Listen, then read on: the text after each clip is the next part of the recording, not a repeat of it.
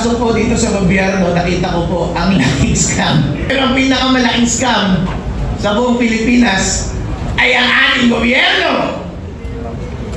At lahat sila ay sama-sama. At iisa ang ulo. At ang biktima ay ang buong taong bayan. Ibinubuhos ninyo yung scapegoat kay Zaldico. Grabe.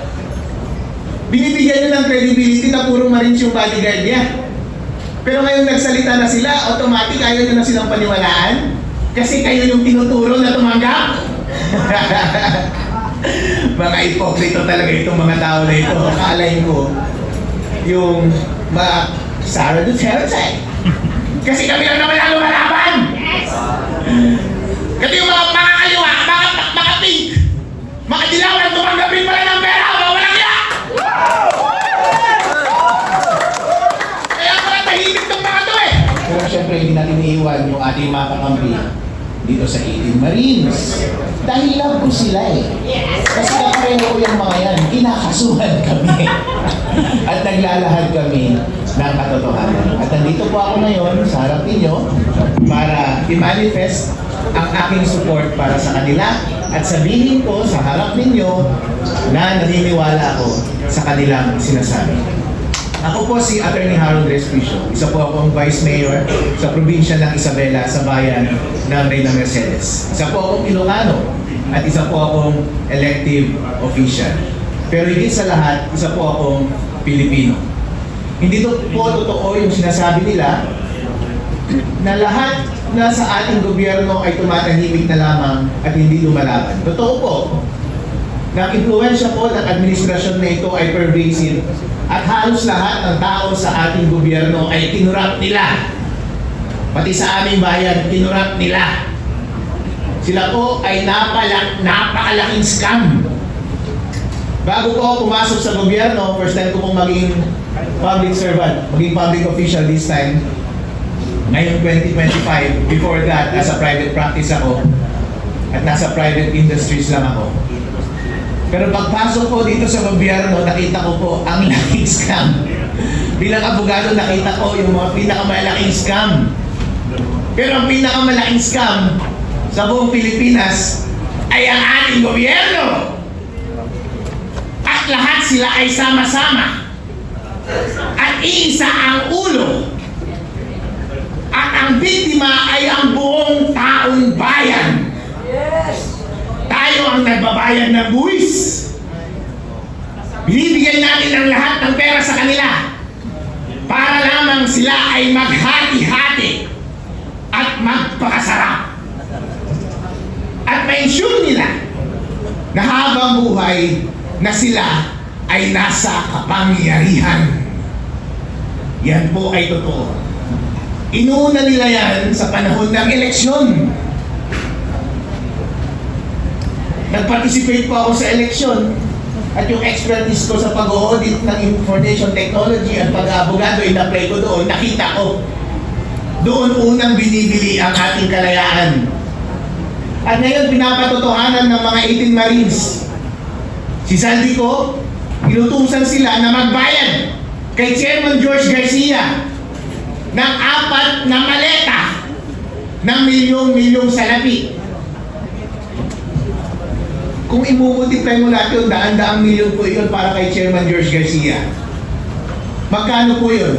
Ano po ang kapalit nun?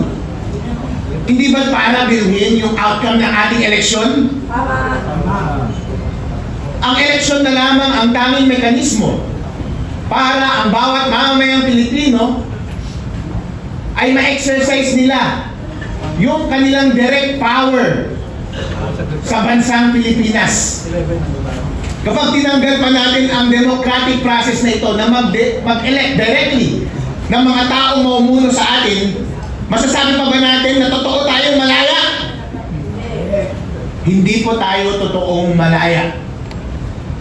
At lalong hindi po tayo totoong malaya kung pati yung mga institusyon na dapat nagbabantay sa ating gobyerno ay binibili na rin nila. Ang mekanismo sa ating konstitusyon para bantayan ng ating gobyerno ay yung mga investigasyon doon sa Senate at doon sa House of Representatives. doon sa mga hearing ng mga komite. Pero nabigyan ba sila ng mga envelope? Nabigyan po. Kapag yung magbabantay sa ating gobyerno ay nababayaran natin, matasabi ba natin sa ating sarili na totoo tayong malaya? Hindi po. Ganon din po sa ating judiciary. Marami ang sinasabi sa kanila ay nababayaran. Merong dating leader ng judiciary na pumasok sa executive, pero sila ka-textmate ni BBM. At nag-uusap sila paano magnakaw ng pera ng taong bayan. Kung lahat ng ating independent institutions na ito ay magkakasama na, kasama na sila sa scam, totoo ba bang malaya tayo? Hindi po tayo malaya, mga kapatid. Itong mga 18 Marines, hindi nyo ba naaalala last time? Noong ginagawa nilang scapegoat si Zaldico, di ba sinasabi nila na, uy, si Zaldico, bakit 18 Marines ang iyong mga bodyguard?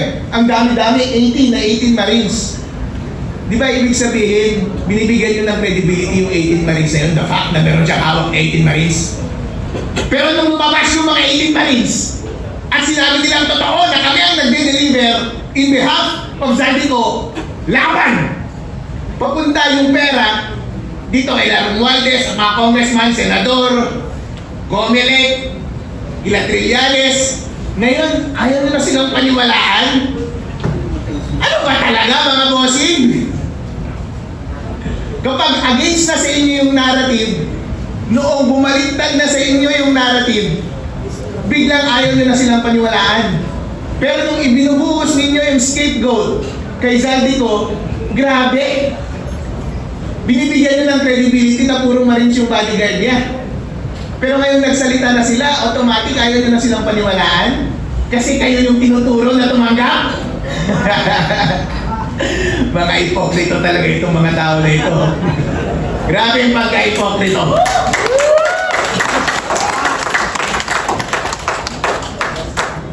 Ngayon ako ay lumalabas dito dahil obligasyon po natin na kahit ano ang kulay natin. Dahil sa totoo lang po, wala namang sumusuporta sa akin. Although nakikita nyo ngayon, naka-align ko yung mga Sara Duterte. Kasi kami lang naman ang lumalaban! Kasi yung mga kaliwa, mga pink, mga dilawan, tumanggapin pala ng pera, walang ya! Kaya pala tahimik tong mga to eh! Noong unang naglalabas ako ng mga issue sa Comelec, kayo pang mga kasama ko eh! Lahat ng mga aktibidad po, nag-iimbita sa akin. Kaya nandito rin ako, naiimbitahan ako, sumasama po ako. Dahil wala akong pinagkakautangan. Yes. Wala akong utang na loob. Wala akong alignment. Ang alignment ko lang katotohanan at tama. Yes. Kaya nag-a-attend ako karami. Para matigil ang kasamaan at pagnanakaw sa ating bansa. Pero na-observan ko parang, bakit yung kabilang side walang masyadong activity? Walang activity masyado. Napapadalas tuloy, napapansin nila, bakit Harold parang dito ka sa opposition na sasama parati? Eh sila lang yung may activity eh, nalaban sa gobyerno. Yung mga ibang partido, wala nang activity na laban sa gobyerno. Dahil bayad silang lahat!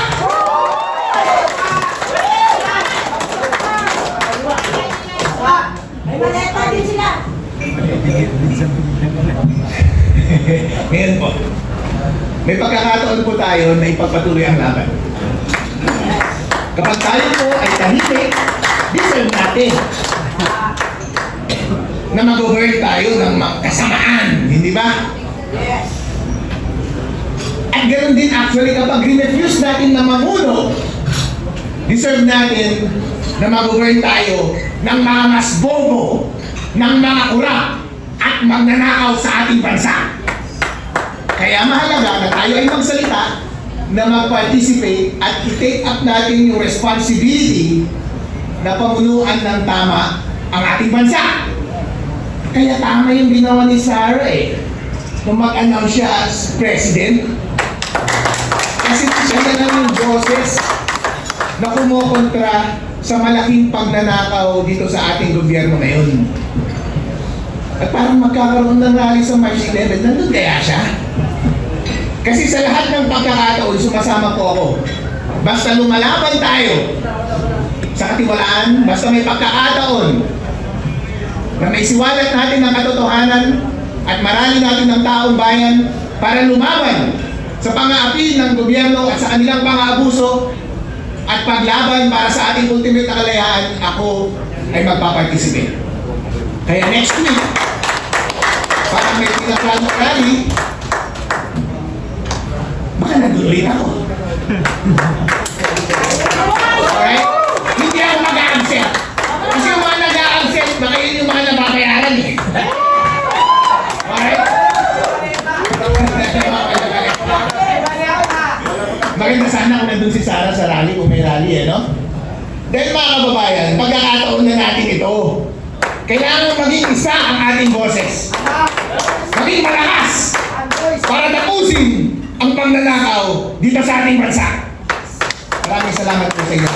Inulit ko po ang aking suporta para sa 18 Marines at sa lahat ng kapwa kong kinakasuhan, kasama na si Mike Defensor. Kawawa naman ito mga ito. Nagbibigay support lang. At saka si General po, Mr. General na rin. Wala kayo, wala na tayong magkakaso, wala kayo. Alright? Pero wag po tayong bumitaw. Sama-sama po tayo na lumaban laban sa kasamaan sa ating bansa at makakamit din natin ang kalayaan. Huwag lang tayong bumitaw. Maraming salamat. At huwag